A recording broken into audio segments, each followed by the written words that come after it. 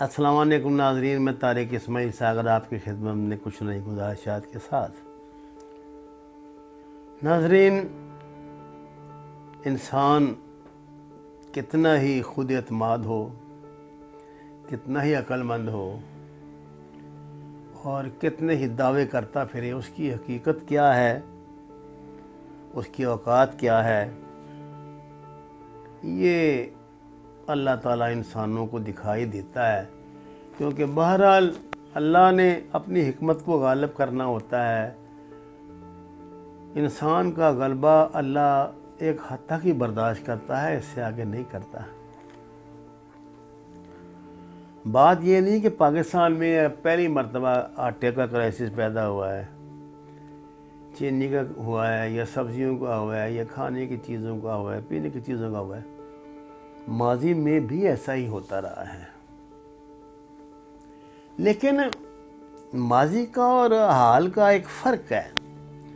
وہ فرق یہ ہے کہ جو پچھلے حکمران تھے، کیونکہ وہ تربیت یافتہ تھے، قریب 30 سال سے ان کی آنیاں جانیاں لگی ہوئی تھیں، وہ اندر کی جو بات ہوتی ہے نا، جو اندر کی سیاست ہوتی ہے، وہ سمجھ گئے تھے کہ انٹرنیشنل پولیٹکس کیا ہے، کس طرح دنیا کے کس ادارے کو بیوقوف بنائیں گے، کس طرح ڈالر کی قیمت کو بڑھنے سے روکنا ہے، اور کس طرح یعنی جو مائکرو انڈیکیٹر ایسے کہ جو دنیا کو پسند آئیں وہ دنیا کو دکھانے ہیں۔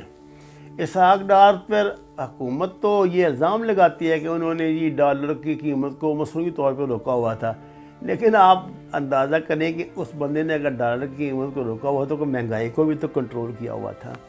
اب آپ نے مصنوعی طور کو ختم کر کے حقیقی طور اپنایا ہے تو لوگوں کی چیخیں نکلوا دی ہیں۔ میں نے یہ بات نوٹ کی ہے کہ پاکستان کی اندرونی پالیسی یا اندرونی جو صورتحال ہے جس قدر گھمبیر یا ناکام ہوا ہے، اس کا پچھلے 30 سال سے تو بھائی کوئی موازنہ نہیں ہو سکتا۔ مجھے اس بات کی آج تک سمجھ نہیں آئی، یہ کراچی میں اساتذہ کی تنخواہیں ورلڈ بینک دیتا ہے۔ آپ کس دنیا میں رہتے ہیں؟ کس کو بیوقوف بنا رہے ہیں؟ ورلڈ بینک ان کی تنخواہیں دیتا ہے اور ٹیچر بیچارے چھتر کھاتے ہیں، پانی کی بچھاڑ کھاتے ہیں کہ تنخواہ دو ہماری، تنخواہ دو ہماری، تنخواہ دو۔ کھا گئے، سورا کو چٹ کر گئے، جس طرح ٹڈی دل فصل کو چٹ کرتا ہے نا، ایسے چٹ کر گئے سارا کچھ۔ تو میں آپ سے یہ کہہ رہا تھا کہ کوئی نیا کھیل نہیں ہو رہا پاکستان میں چینی آٹے کا۔ جب بھی ہمارے پاس تھوڑا سا آٹا ہوتا ہے، یہ ہم افغانستان سمگل کر دیتے ہیں، ایران میں کر دیتے ہیں، دنیا کے لیے ان کی حیثیت ہوتی ہے۔ لیکن اس مرتبہ تو المیہ یہ ہوا کہ جو کنک ہم نے بھیجی ہے باہر یا افغانستان جہاں بھی بھیجی ہے، آپ کو پتہ ہے وہ 29 روپے کلو کے حساب سے ہم نے فروخت کی ہے، جبکہ حکومت وہ قریب 40 روپے کلو خریدتی ہے۔ یعنی قوت خرید سے بھی جو اور فروخت کرتی ہے حکومت 40 روپے 45 روپے۔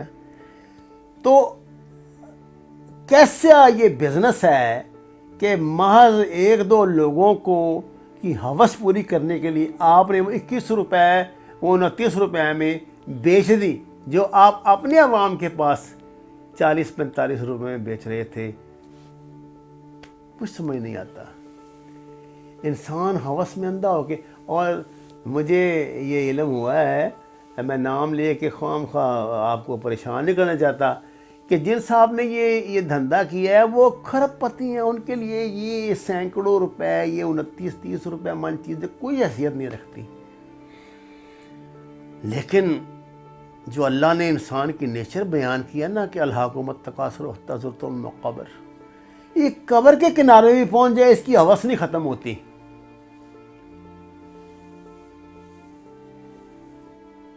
یہ بھی پاکستان کی تاریخ ہے کہ حکومتیں جب بھی ہمارے ملک میں گئی ہیں، یعنی وقت سے پہلے ان کی حکومت ختم ہوئی ہے، تو اس کی وجہ مہنگائی بنی ہے۔ کیونکہ دیکھیے آدمی ہر ذلت برداشت کر لیتا ہے، لیکن بھوک برداشت کرنا تو ولی اللہ کا کام ہے، انسانوں کا تو بس میں یہ بات نہیں ہے۔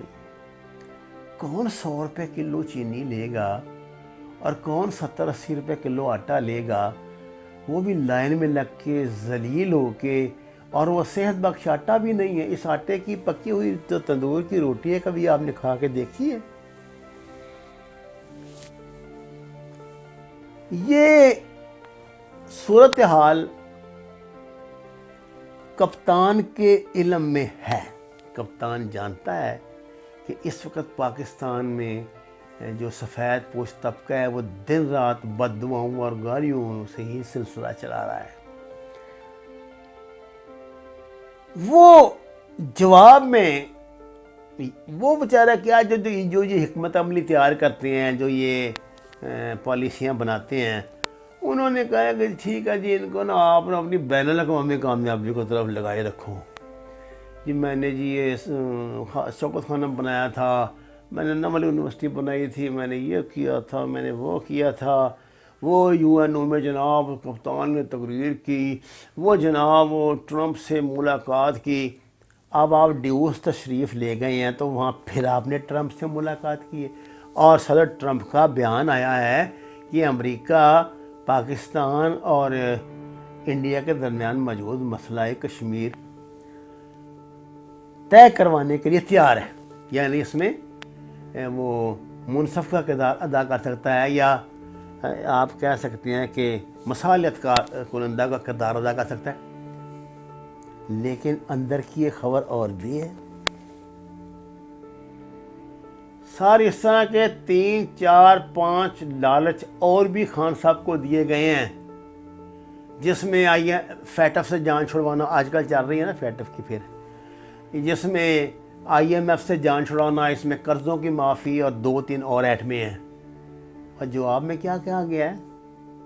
وہ جو ان کا پرانا داؤ ہے، بس یہ آپ اس سے گوادر منصوبے سے الگ ہو جائیں،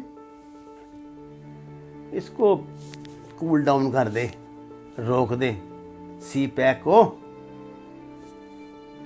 کو ڈھکن میں بند کر دیں۔ مجھے نہیں پتا انسان مجبوری کے عالم میں کیا کیا کر سکتا ہے۔ عین ممکن تھا، میں کوئی بڑا خوشگوار نہیں ہوں، کہ خان صاحب یہ بات مان ہی لیتے۔ ان کے ارد گرد اللہ کے رحمت سے جو مشیروں کی فوج ظفر موج ہے، وہ تو بھانڈ ہے نا سارے، وہ تو تالیاں خان صاحب ٹھیک ہے جی، دیکھو اس وقت کا تقاضا یہی ہے فلانا، جیسے آپ نے وقت کے تقاضے کے لیے پاکستان کی معیشت کو مضبوط بنیادوں پہ قائم کرنے کے لیے پاکستان کے لوگوں کو مشورہ دیا ہے کہ یہ کور میں سکون حاصل کر لیں، ہم نے تو معیشت کی بنیادیں مضبوط کرنی ہیں۔ لیکن یہاں ٹنٹا اور آ گیا نا جی، یہاں تو فوج انوالو ہے، سی پیک تو فوج کا منصوبہ ہے۔ چائنا نے، چائنیز پاگل نہیں ہے، چائنا نے جب یہ منصوبہ شروع کیا تھا نا جناب، میں تو جھٹکے زبان میں بات آپ سے کر رہا ہوں، انہوں نے کسی وزیر اعظم کی گارنٹی نہیں لی تھی، وہ اس وقت کے چیف آرمی سٹاف کی گارنٹی لیتے تھے۔ اب بھی جنرل واجبہ جاتے ہیں جب کوئی تو پھڈا پڑتا ہے، آپ کو کون جانتا ہے؟ خان صاحب کو پتا تھا کہ یار میں نے ہاں بھی کر دی نا تو ادھر سے تو چھتر علیحدہ پڑیں گے اور کام ہونا نہیں، اور میرا کیریئر بھی ختم ہو جائے گا۔ تو خان صاحب جناب انہیں نہ کر رہے ہیں، اور اب آپ انتظار کریں کہ ٹرمپ صاحب غصے میں آ کے کیا کیا انگلی دیں گے اس کو، وزیر اعظم مودی کو، اور وہ راہ پاکستان میں کون کون سے نئے اپنے سلیپنگ سیل ایکٹیو کرے گی۔ اور جناب ایک ہم پہلے ہی ان کو انکار کر چکے ہیں شمشیر بیس دینے سے، تو یہ مسائل اب کہاں تک پہنچیں گے؟ اللہ تعالی ہماری حفاظت کرے، اللہ تعالی ہمیں یہ توفیق نصیب کرے ہمارے حکمرانوں کو کہ وہ اپنی انا ایک طرف رکھ کے، اپنی پارٹیوں کے پرچم اپنے گھروں میں رکھ، صرف پاکستانی مسلمان بن کر آپس میں بیٹھیں اور ایک قومی حکومت بنائیں۔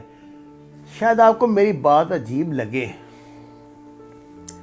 کہ جی یہ تو وہ کرپٹ لوگوں کو پھر لے آئیں گے، کر لیں گے۔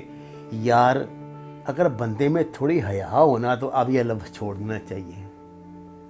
یہ آپ نے آج چیمہ کو کتنا عرصہ رکھا ہے جی جیل میں؟ کون سی کرپشن نکال لی ہے؟ ضمانت ہو گئی ان کی، اس کی ضمانت ہو گئی، آپ کو پتہ ہے. باقی بھی سب کی ہو گئی ہیں. اب ہم یہ کہیں یا نہ کہیں، اب بتائے جائیں جی اس نے 26 ملوں کا یہ کیا تھا، اس نے انڈیا کے بندے رکھے ہوئے تھے مل میں، اس نے یہ کیا ہوا تھا، وہ ڈاکہ مار لیا، وہ چوری کر لیا، اوپر لے گیا تھا، اس نے ڈالر بھیج دیے، اس نے وہ کرے. لیکن عدالت آپ کی کسی بات کو تب تک نہیں ماننے گی. آپ نے قریب 1 سال سے زیادہ عرصہ ہو گیا اس کو آج چیمہ کو رکھے ہوئے، اور ساری دنیا جانتی ہے کہ یہ میاں شہباز شریف کا رائٹ ہینڈ تھا، ایک طرح کا فرنٹ مین تھا آپ کے مطابق. تو بھائی جان ضمانت کیسے ہو گئی؟ وہ اس طرح ہو گئی کہ عدالت جوڈیشل ریمانڈ دے دے کے تنگ آ گئی تھی. 15 دن کا، 10 دن کا، 15 دن کا، 10 دن کا، 12 دن کا، 15 دن کا، اور ہر دفعہ وکیل کہا جاتا تھا نیب کا جی اگلی مرتبہ ثبوت آ جائیں گے، اگلی مرتبہ ثبوت آ جائے. بھائی ہوں گے تو آئیں گے. اس لیے اب یہ کرپشن کا نا ٹنٹا نہ کریں. آپ سچ بولتے ہوں گے، وہ جھوٹ بولتے ہیں، ان کا جھوٹ سچ ہو رہا ہے. یہ اس نے سینیٹر پرویز صاحب نے کیا کہا جی انہوں نے وہاں سینٹ میں؟ اس نے بتایا کہ جناب اس ریٹ پہ آپ نے خریدی ہے، اس ریٹ پہ بیچی ہے، فلاں بندے نے بیچی ہے، اتنی بیچی ہے. آپ یہ بات کیوں نہیں مانتے؟ یہ جو سیکشن افسر ہوتے ہیں، یہ جو منشی مسجی ہوتے ہیں، بھائی جان آپ پہلی مرتبہ حکومت میں آئے ہیں، وہ 30 سال سے ان کی نوکریاں کر رہے ہیں. آپ کے جو فائل جیسے ہی کسی بھی سیکریٹریٹ میں پہنچتی ہے فوراً کاپی ہو کے وہ چلی جاتی ہے ان کے پاس، جن کے پاس جانی چاہیے. انہوں نے اسی دن کے لیے تو ان لوگوں کو رکھا تھا. آپ کا کچھ ڈھکا چھپا نہیں ہے کہیں آپ کس چکر میں ہوں. اس لیے حالات کے جبر کو سمجھیں، کمپرومائز سے چلیں، قومی حکومت بنائیں، اسحاق ڈار کی خدمات حاصل کریں، شہباز شریف کی خدمات حاصل کریں. ارے یار ملکوں کی اب لوگ لیڈر قوم کی ملک کی فلاح کے لیے اپنا آپ برباد کر دیتے ہیں. آپ نے نہ کہیں مسئلہ بنا لیا یار آج چیز کو. آپ کچھ سمجھتے نہیں ہیں. آپ ایک بازار کے لیے پورا پنجاب قربان کرنے کو تیار بیٹھے ہیں، بجائے اس کے کہ یہ ہو جائے. زیادہ بہتر نہیں کہ آپ کمپرومائز کر کے گزار لیں. ناظرین یہ میرا آفیشیل چینل ہے. آپ سے درخواست ہے کہ اگر آپ کے نزدیک میری باتوں کی کوئی اہمیت ہے تو برائے مہربانی سے سبسکرائب کریں، اس کو اپنے دوستوں کو سبسکرائب کرائیں، اور سچ کے سفر میں میرا ساتھ دیں. وما علینا الا البلاغ.